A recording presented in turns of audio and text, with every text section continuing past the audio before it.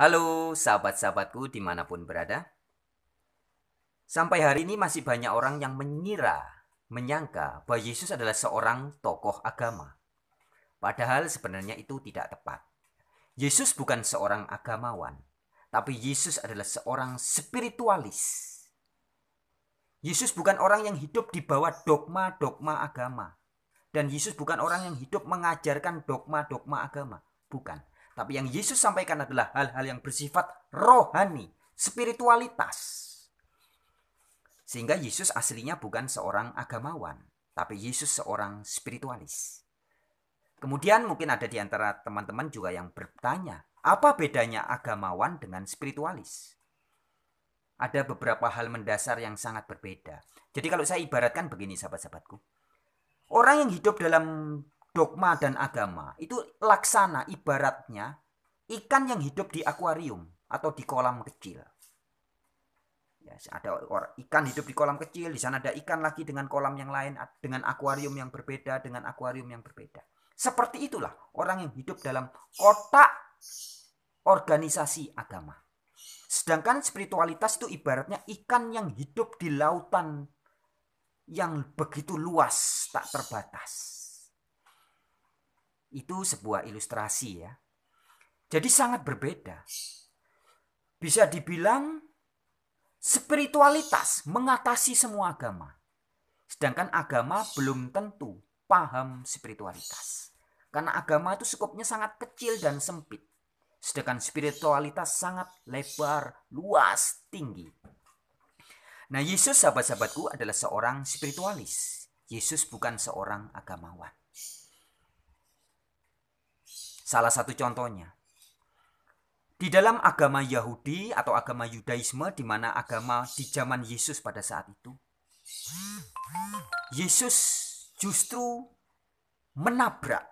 Yesus justru seringkali mengajak para muridnya untuk keluar, lepas, bebas dari kukungan atau penjara dogma-dogma agama. Misalkan ya, di dalam agama Yudaisme dikatakan bahwa setiap hari Sabtu atau hari Sabat yang dianggap sebagai hari ibadah khusus, diberikan aturan yang banyak. Tidak boleh begini, tidak boleh begitu, harus gini, harus gitu, harus gini, harus gini, harus gini. Nah, menyikapi hal itu apa yang Yesus lakukan? Dengan begitu radikal Yesus menabrak dogma itu. Dan dengan tegas Yesus mencelikkan mata banyak orang. Memberikan pencerahan spiritual, pencerahan rohani kepada orang di zamannya. Dengan berkata bahwa saudara-saudaraku, kira-kira begitu ya, atau sahabat-sahabatku, sesungguhnya hari Sabat itu diciptakan untuk manusia. Bukan manusia untuk hari Sabat. Atau dengan kata lain, dogma-dogma agama termasuk dogma tentang hari Sabat itu ya, itu diciptakan untuk manusia. Bukan manusia untuk jadi budak dari dogma. Jadi posisi manusia dengan dogma itu jauh lebih mulia, lebih tinggi kemanusiaan. Jadi semua ajaran dogma apapun harus tunduk kepada kemanusiaan. Bukan sebaliknya. Jangan manusia yang tunduk, patuh, diatur-atur oleh dogma-dogma agama. Jangan. Karena kemanusiaan lebih tinggi dari semua agama yang ada di muka bumi. Kira-kira seperti itu pesan yang ingin Yesus sampaikan. Kemudian ada beberapa dikisahkan di dalam Alkitab juga bagaimana ketika Yesus pertama kali melayani banyak orang. Yesus begitu mengajak murid-muridnya yang sebagian besar memang dari kalangan orang-orang Yahudi. Tapi dalam pelayanannya Yesus mengajak murid-muridnya untuk keluar dari penjara dogma-dogma Yahudi. Misalkan, di dalam ajaran agama atau doktrin-doktrin dogma Yahudi dikatakan bahwa laki-laki itu superior dan perempuan itu manusia kelas 2 atau manusia yang lebih rendah derajatnya daripada laki-laki. Yang pertama. Kemudian yang kedua, semua orang yang di luar Yahudi, di luar selain bangsa Yahudi adalah orang kafir. Bahkan beberapa kelompok Yahudi menganggap bangsa lain selain Yahudi itu dianggap seperti binatang. Dianggap seperti anjing, begitulah. Dianggap binatang. Nah, dua doktrin ini oleh Yesus ditabrak Itu sebabnya Yesus banyak dibenci oleh tokoh-tokoh agamawan di zamannya.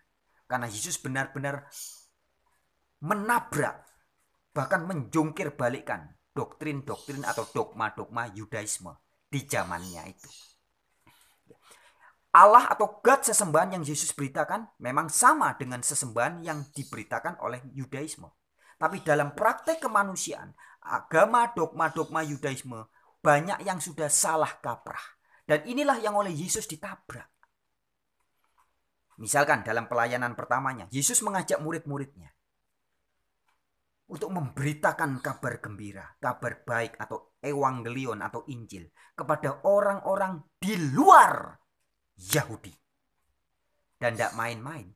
Yesus bukan hanya mengabarkan kepada orang non-Yahudi. Bahkan Yesus menjangkau perempuan-perempuan. Ya, jadi sahabat-sahabatku bisa perhatikan ya. Non-Yahudi itu atau bangsa lain itu, bagi para tokoh agamawan Yahudi itu sudah dianggap bangsa kafir. Orang kafir sudah sangat rendah. Seperti binatang. Sedangkan perempuan itu juga manusia kelas rendah.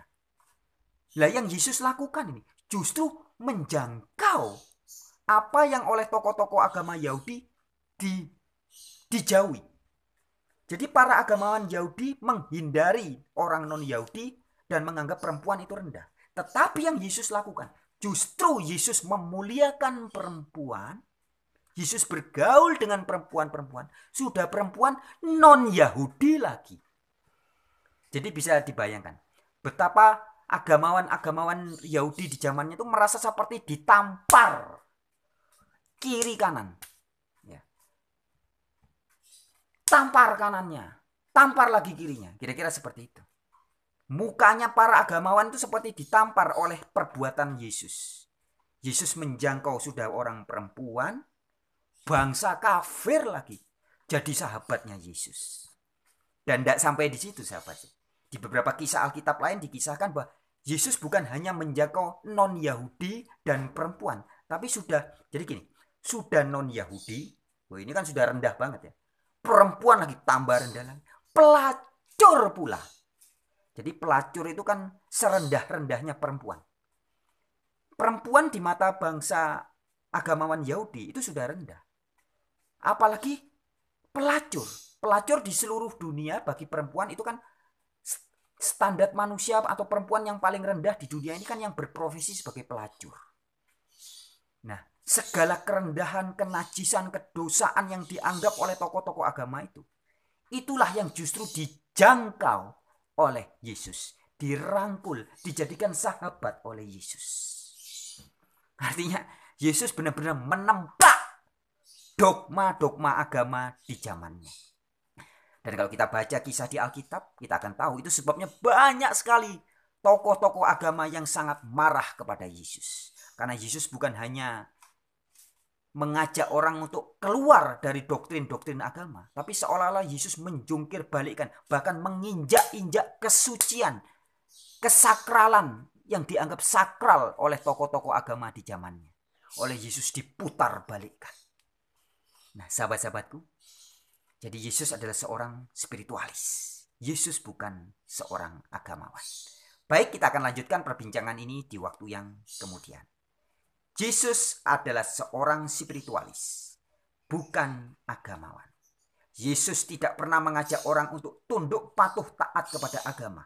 Tetapi yang Yesus ajarkan justru mengajak orang keluar, lepas, bebas, merdeka dari ikatan dan penjara-penjara doktrin-doktrin agama.